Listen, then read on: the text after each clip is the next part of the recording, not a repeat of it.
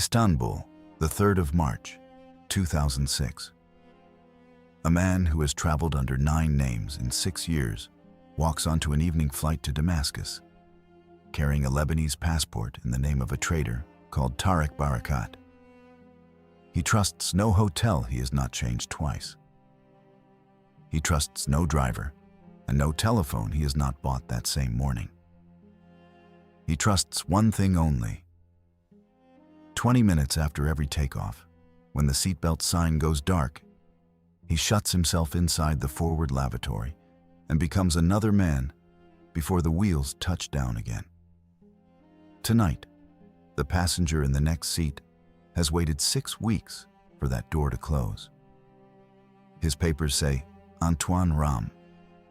The file says Operation Nightjar. Welcome back to Agent Uncovered.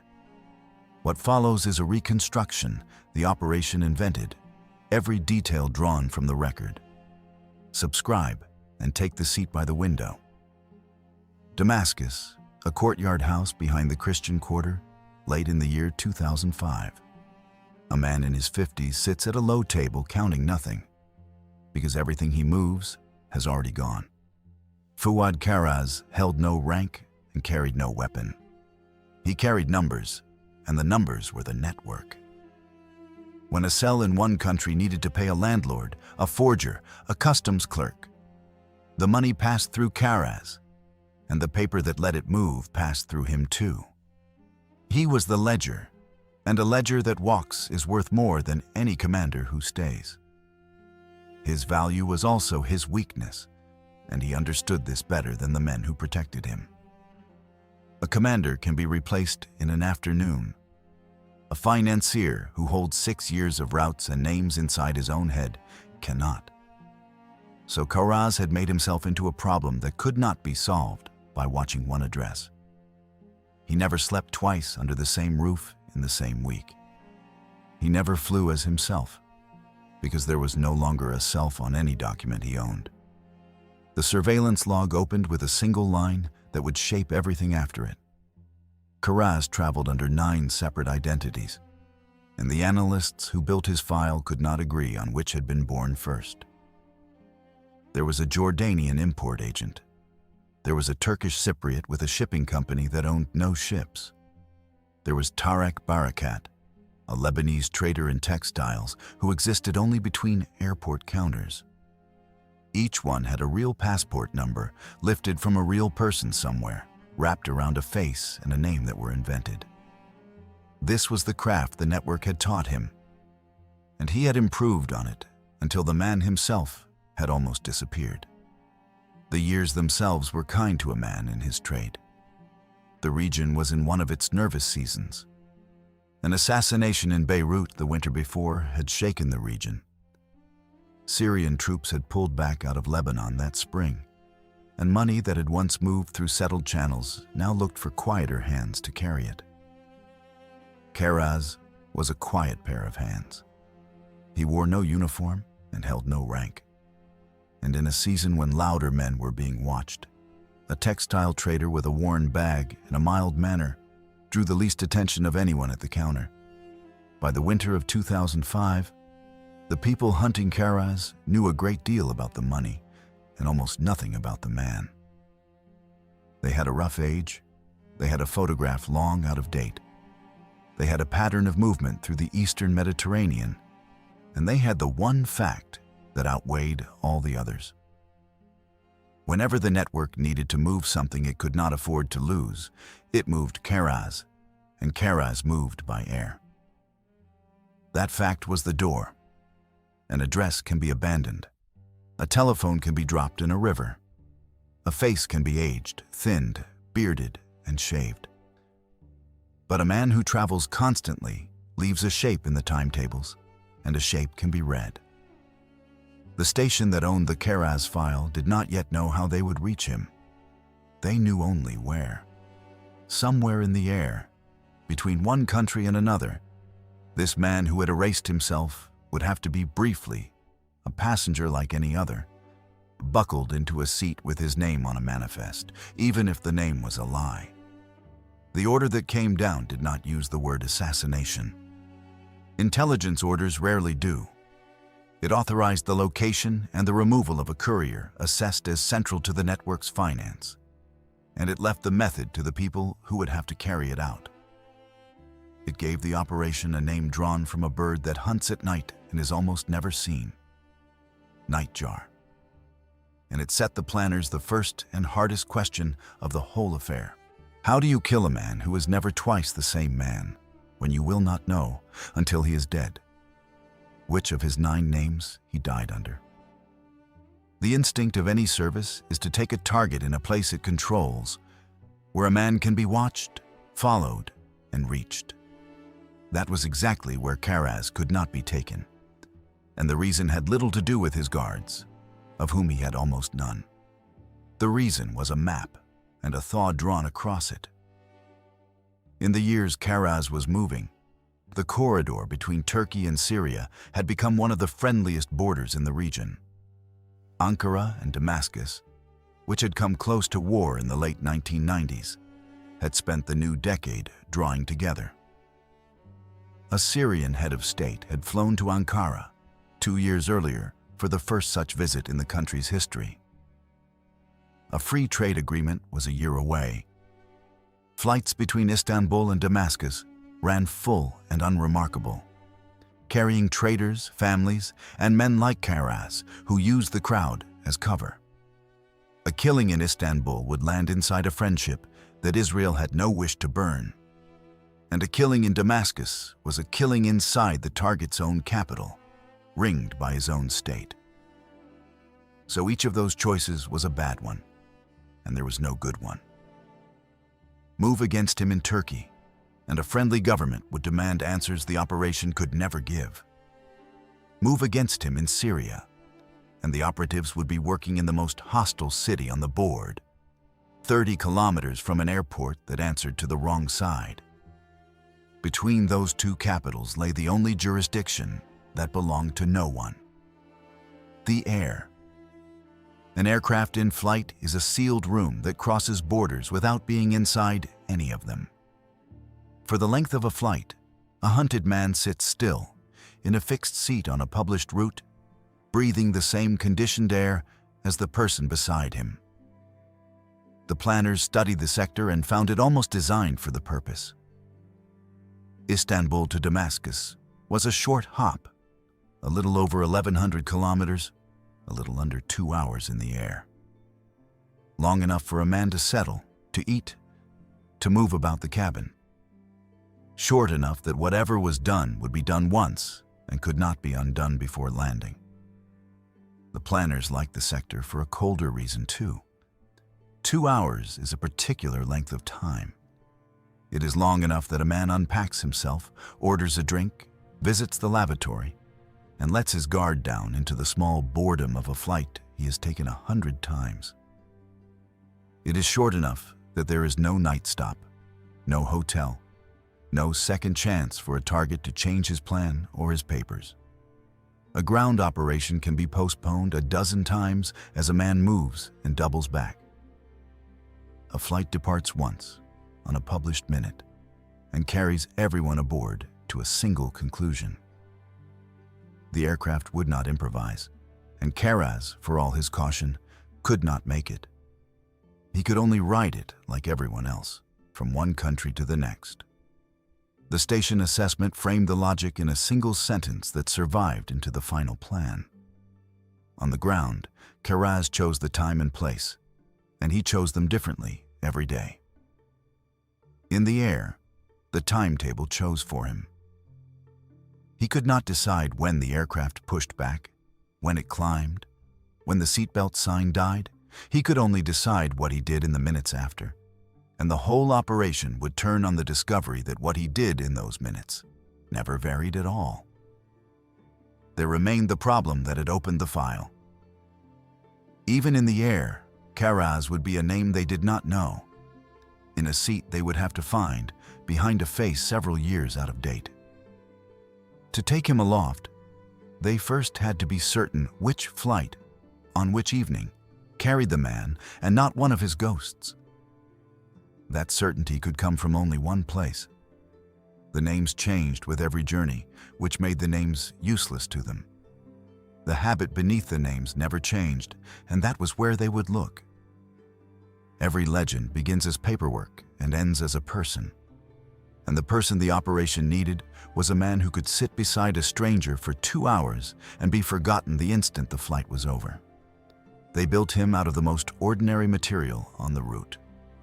Antoine Ram, born in Beirut, a buyer for a mid-sized trading house. The kind of man who flew this corridor a dozen times a year and complained about the coffee.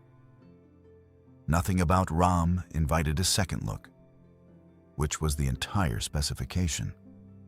Behind the cover stood the operative the file called Shrike. His real service name was Noam Bartal, and he had the one quality the job could not be taught without. He could be near a person he intended to kill and generate no signal at all, no stiffness, no over-friendliness, none of the small tells that a frightened man gives off in a confined space. A debrief from an earlier posting described him in a line the planners underlined. He does not perform calm.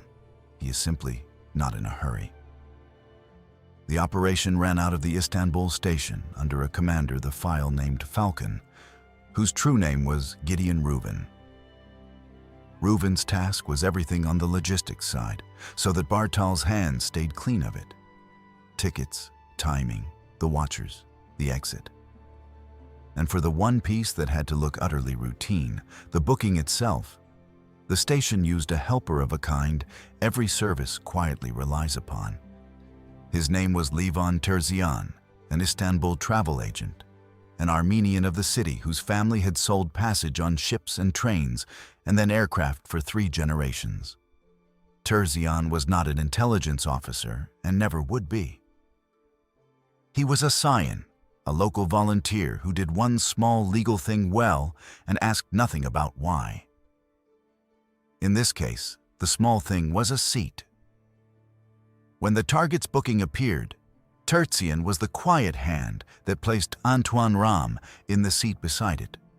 An ordinary businessman assigned an ordinary place by an ordinary agency, with no fingerprint of any service anywhere on the manifest.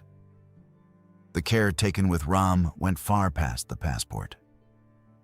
A cover that survives a border but not a conversation is worthless, and Bartal would be trapped in conversation range for the length of a flight.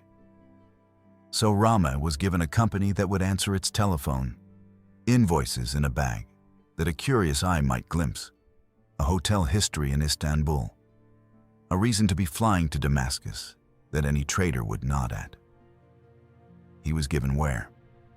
The bag was scuffed, the boarding routine bored, the shoes those of a man who lived in airports. Everything about him said that he had done this 100 times, because the target had done it 1,000 times, and would recognize a fellow traveler the way one commuter knows another. What Rame was not given was a weapon anyone could find. The method chosen for Nightjar left nothing in the cabin to be searched for and nothing to be seen changing hands. That decision reached back to a real and infamous piece of the service's own history. And it was the reason the planners believed the impossible thing they were about to attempt could actually be done. The service had tried something like this before, in daylight, on a street in a friendly Arab capital, and it had gone catastrophically wrong. In the year 1997, in Amman, operatives had attempted to kill a target by applying a contact poison, a fentanyl-type agent designed to act slowly, hours after the touch, so that the men who delivered it would be long gone before it worked. The operation failed in almost every way a plan can. The operatives were caught. The target lived because an antidote existed and the state that sent the team was pressured into handing it over. The agents had traveled on forged foreign passports and the fallout burned for years. Nightjar took 2 lessons from that disaster and built itself around them. The first was that a delayed agent was the right idea executed in the wrong place. Its whole virtue was time, the gap between the act and the effect. And that gap was wasted on a crowded street where the act itself was seen. Put the same idea inside a sealed cabin, and the geometry changed completely. The delay would carry the operative not merely around a corner, but into another country, off the aircraft, through an airport, and gone, while the target still felt perfectly well. The second lesson was simpler and more human. The Amman plan had depended on ambushing a man in the open, where he was alert. Nightjar would depend on catching a man in the one moment he believed himself completely safe. Finding that moment took 6 weeks.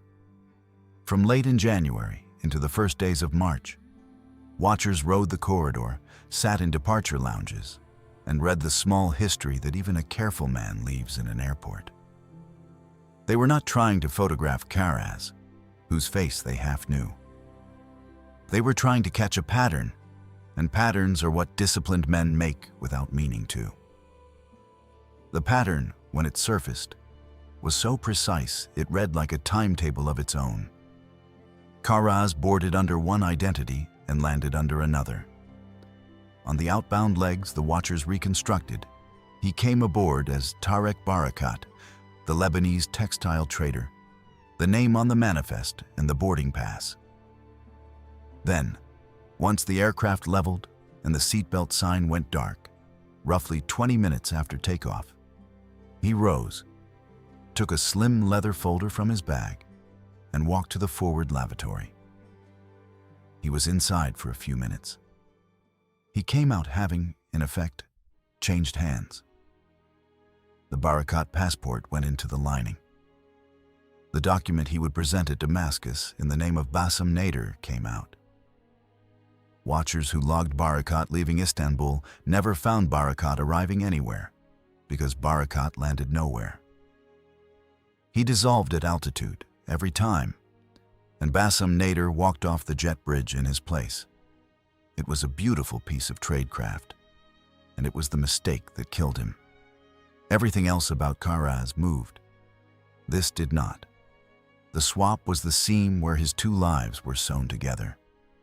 And because he performed it in private, behind a locked door, at the same interval on every flight, he had convinced himself it was the safest moment of any journey. The operation now had what no operation in a city could ever give it. Karaz changed the place freely. The time he could not change at all. At that same fixed interval, alone, a man who trusted nothing would perform the one act he trusted completely. A second operative, the aft-seated watcher, the file named Roe, whose service name was Dana Levinger, was added for the flight to confirm the swap in real time and to stand between Bartal and the exit afterwards.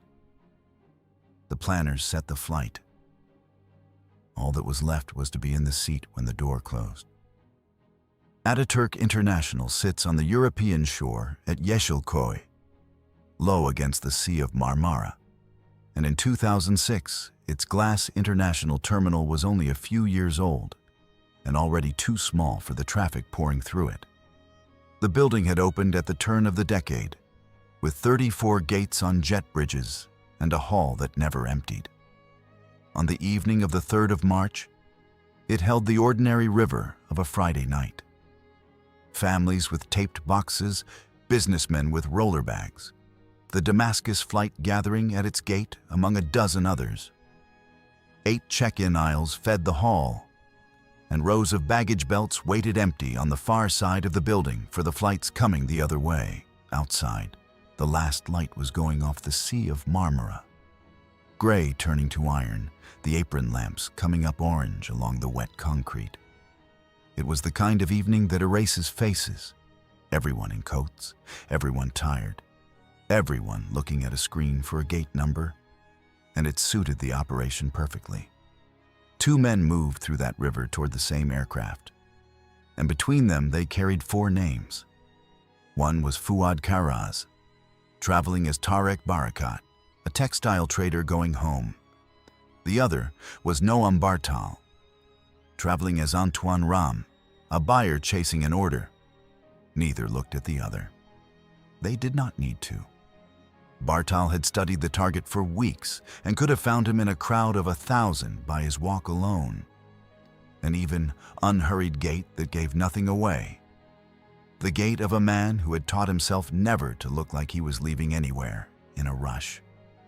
Security passed both of them without a flicker. And it was the era itself that let the operation carry what it needed.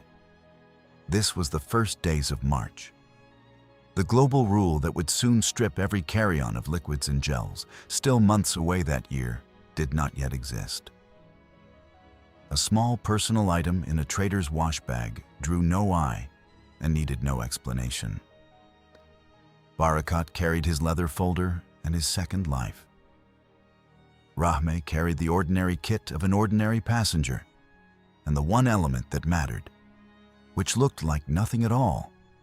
The aircraft at the gate was an Airbus A320, the narrow single-aisle jet that flew this sector for the regional carriers, laid out in the standard 2 classes, a dozen seats forward and 150 behind. One aisle, one pair of lavatories at the front, tucked behind the flight deck and the forward galley, and more at the rear. That geometry had been studied on paper for a month. The forward lavatory, the one Karaz always used, sat a short walk ahead of the business cabin, past the galley curtain. A man seated near the front, on the aisle, would have a clean and natural line to that door, and a natural reason to be moving in, on the minutes when the target moved. Tertzian's quiet work at the booking had done exactly what it was meant to. When Bartal found his row, the seat beside him was already spoken for on the manifest by a Lebanese trader named Barakat, and no agency, no officer, no service appeared anywhere near the arrangement. 2 strangers, assigned adjacent seats by chance, on a full evening flight. Bartal stowed his bag, took the aisle, and opened a folder of invoices he had no intention of reading. A few minutes later, a man in his 50s settled into the window seat beside him, nodded the small knot of travelers who will not speak, and looked out at the apron lights. The 2 men who between them carried 4 names were now separated by an armrest, and the countdown that neither of them could stop had begun. The doors closed. The cabin performed its small liturgy, the safety card, the dimming lights, the pushback, the long taxi past the blue edge lights to the runway threshold.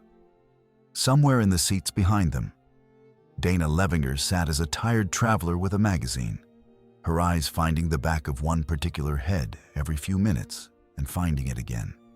At a little after 2010 hours, the aircraft turned onto the runway, held and rolled, and the lights of Istanbul fell away beneath the wing and became a coastline, and then the black of the Marmara.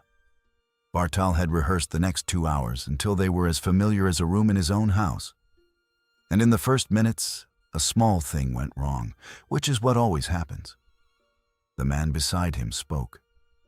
Barakat, who by every observation never spoke to seatmates, made a low remark about the delay on the taxiway, in the flat Levantine Arabic of a tired trader. It was nothing, and it was everything. A silent target is a fixed quantity. A target who has, for reasons of his own, decided tonight to be sociable is a variable, and variables are where operations die. Bartal did what the debrief had praised him for. He was not in a hurry. He answered as Antoine Ram would answer, briefly, with the mild complaint of a man who flew too much. And then he let the conversation die of its own weight, offering nothing that would keep it alive. No question, no opening, no warmth to lean into. Within a minute, the target was looking back out of the window. The operative had learned 2 things from the exchange, and both mattered. The man's calm was real and deep, and nothing in his manner suggested he intended to break his routine tonight. The climb went on. The engines eased from the full roar of takeoff to the steadier note of the ascent. And then, roughly 10 minutes after the wheels had lifted, came the sound the whole plan waited on, the soft double chime and the small light going dark overhead. The seatbelt sign was off. On a short jet sector, that signal comes early, as soon as the aircraft settles into its climb, and it is the most ordinary sound in aviation. To one man in that cabin, it was a starting gun. Karaz did not move at once, and the delay was itself part of the ritual, the small discipline of a careful man who would not let a chime dictate his timing to the second. He let the cabin loosen. A flight attendant started forward with the service cart. A few passengers rose to stretch. He waited through the ordinary loosening of a cabin at cruise until movement toward the front of the aircraft would draw no attention at all, because half the cabin was moving. Bartal, beside him, turned a page he had not read and watched the reflection in the dark window, and counted and knew that the count now had only minutes left to run. At roughly 20-30 hours, some 20 minutes after takeoff, in the dark, somewhere in the airspace between the two cities, Fuad Karaz reached into his bag, drew out the slim leather folder, rose from the window seat, and stepped past the operative into the aisle. He murmured the small apology of a man edging past a stranger's knees. Bartal drew his legs aside, eyes on his invoices, and let him pass. Then he watched the even, unhurried walk go forward, past the galley curtain, to the forward lavatory door. The door folded shut. The small sign turned to show the cabin the space was occupied. The one moment in Karaz's guarded life that never changed had arrived exactly on time. What followed was the work of a few unremarkable minutes, and its whole design was that nothing about it would be remarkable at all. When a passenger near the front rises a minute after a service cart has passed, walks a few steps forward, touches the door the last occupant has touched, and returns to his seat, no one in a cabin has seen anything. The genius of Nightjar was that the critical act hid inside the most ordinary motion on any aircraft, a man getting up. The method was a contact agent, applied where the target's own hands would find it, engineered to do nothing for hours. This is the part of the record that must be described only in outline, because the point of this account is how the world worked, never how such a thing is done. The agent was slow by design. It asked for time, and the sealed cabin was about to give it more time than any street ever could. That was the pivot the entire operation had been built around. On the ground, a slow poison is a liability, a gift of minutes to a victim who may reach a hospital. At cruising height, far above a country the operatives would never touch down in, those same hours became the perfect wall. By the time anything at all began to happen inside Fuad Karaz, he would be on the far side of a national border, off the aircraft, through an airport, and the man who had sat beside him would be a name on no one's list. Karaz came back up the aisle a few minutes later, and he came back changed in the only way that counted. The folder in his hand was lighter by one identity. Tarek Barakat, the textile trader who had boarded at Istanbul, was now folded into a lining and would never arrive anywhere. The man easing back into the window seat would present himself at Damascus as Bassam Nader. He settled, exhaled the small sigh of a traveler resuming his seat, and looked again out at the dark.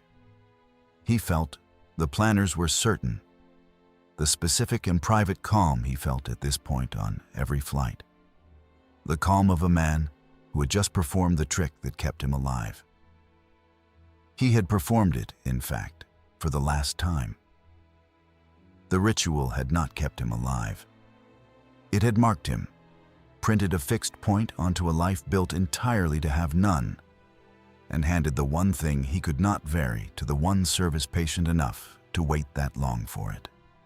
Beside him, close enough to hear him breathe, Antoine Ram turned another page and began, very quietly, to count down the rest of the flight.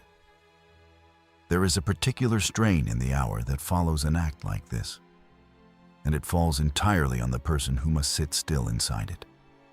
Bartal could not sleep, could not read, could not signal Levenger 4 rows back, could do nothing at all except be Antoine Ram, a bored buyer on a night flight for as long as the cabin required it. And beside him breathed a man who believed himself perfectly well, who at one point took out a telephone he could not use in flight and looked at a photograph on its small screen. An older woman, the surveillance would later assess, most likely a wife or a sister, in a room with the light of somewhere that was not this aircraft. The service had a discipline for this, and Bartal held to it. But the discipline is not the same as being untouched, and the honest debriefs never pretended otherwise. In the file, the operative's own account of that hour was brief and stayed with the planners. He wrote that the hardest part of proximity work had little to do with fear of discovery. What made it hard was that the target, in the last ordinary hour of his life, was simply a tired man going home, and that the mission required you to know that and to hold your place anyway, because the man was also the accountant of a great deal of other people's deaths, and both of those things were true in the same seat at the same time. Then, in the same short account, he noted that the aircraft had begun its descent and returned to the work. The A320 came down the night toward Damascus, a little before 2200 hours, local time the same as the city it had left, so that the whole crossing had happened inside a single, unbroken evening. Damascus International lies out on the plain, 30 kilometers southeast of the old city. Its 2 long runways of 3,600 meters reaching across flat, dark ground, far from the lights of the capital. The wheels found the tarmac, the engines threw into reverse, and 162 passengers, one of them already past saving and feeling nothing yet, taxied toward a terminal built in the arches and geometry of the region, its signs in Arabic and English, its passport booths waiting. Beyond the runway lights, there was almost nothing. The flat plain running out into the dark and far off, unseen from the aircraft. The old capital lay under its mountain, Kasyoun rising black behind the glow of the city, the walled quarters and the covered souks and the long straight street that had run east to west since Rome, all of it asleep and none of it any concern of the men aboard. Their business ended at the jet bridge. At the top of the jet bridge, the 2 lives finally, formally parted. A man presented a passport in the name of Bassem Nader, a name that matched nothing the outbound watchers had logged. And the officer waved him through into his own country, home and clean, exactly as it had always delivered him. He walked out into the Damascus night, toward the 30-kilometer road into the city. And the operation lost sight of him there, which was intended. Nightjar had never planned to watch the end. Watching the end is how operatives are caught. Bartal and Levenger came off the same aircraft minutes apart and did not acknowledge one another. They moved separately through the terminal, separately into the night, onto separate onward routes out of Syria, exactly as the doctrine of the trade demanded, each an ordinary arriving passenger with an ordinary reason to have come. By the time Fuad Karaz reached whatever bed he had chosen for that night, the men who had ended his life were already leaving the country, and the agent he had carried through his own front door on his own hands was quietly beginning its work. He died some hours after landing, in the private hours, away from the aircraft and away from any witness who could describe a scene, which was the whole purpose of the design. There had been no attack. There was no wound, no struggle, no stranger seen leaning close. There was only a careful, secretive man who had flown home as he always did, performed the trick he always performed, walked through his own city under a name that answered to nothing, and then, in the quiet, stopped being alive. A death with no scene is the hardest kind to investigate. because an investigation needs a place to begin, and this one had been engineered to leave none. The first people to reach him would have found a man who had simply not woken, in a room he had chosen himself, under a name that belonged to no register. No hospital had treated him, because he had felt well enough to go to bed. No pharmacy had sold him anything, no assailant had been seen, no vehicle had waited outside. Every thread an investigator instinctively pulls led back into the same emptiness. The one place a scene might have existed was a locked lavatory high above the border country in another state's airspace, hours gone, cleaned and turned around and already halfway to somewhere else with its next load of passengers.